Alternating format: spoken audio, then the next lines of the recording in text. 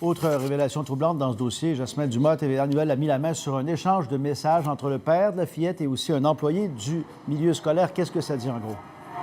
Exactement, et ça remonte jusqu'en décembre 2018 et ça démontre, en fait, ça prouve que la fillette était captive du milieu familial et très souvent absente de l'école depuis un long moment. Je vous disais que ça remonte à décembre 2018. On va vous montrer des extraits qu'on a gardés pour vous. Donc, 18, 19, 20 décembre, jusqu'aux vacances de Noël, la petite fille était absente de l'école. C'est ce que prouvent les messages qui ont été envoyés par le père à un employé du réseau scolaire. En janvier également, plusieurs journées d'absence et en février, vous voyez ces messages 4 jours de suite où est-ce qu'on dit que la fillette va demeurer à la maison.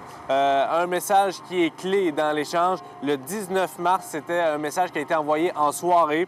Le père qui dit « La petite n'ira pas à l'école avant le 1er avril » et le 1er avril, autre message qui dit « La petite restera à la maison car elle est scolarisée à la maison, sûrement jusqu'à l'an prochain. » Alors, ces messages-là qui nous prouvent que le dernier jour de fréquentation scolaire de la fillette remonte au 19 mars dernier.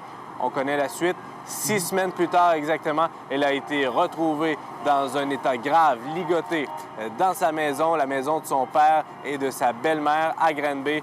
Le lendemain, malheureusement, son décès a été constaté à l'hôpital. Alors, ces messages-là qui nous montrent, écoutez, là, au mois de février, 7 jours d'absence sur 19 jours d'école, c'est plus d'une journée sur 3 ratée à l'école. Et ça, c'est au mois de février, mais en janvier, décembre, même au mois de mars, beaucoup de journées où les parents, en fait, le père et la belle-mère, ont décidé de garder la fillette à la maison. Quelle tristesse tout ça. Merci, Jasmin. Au revoir.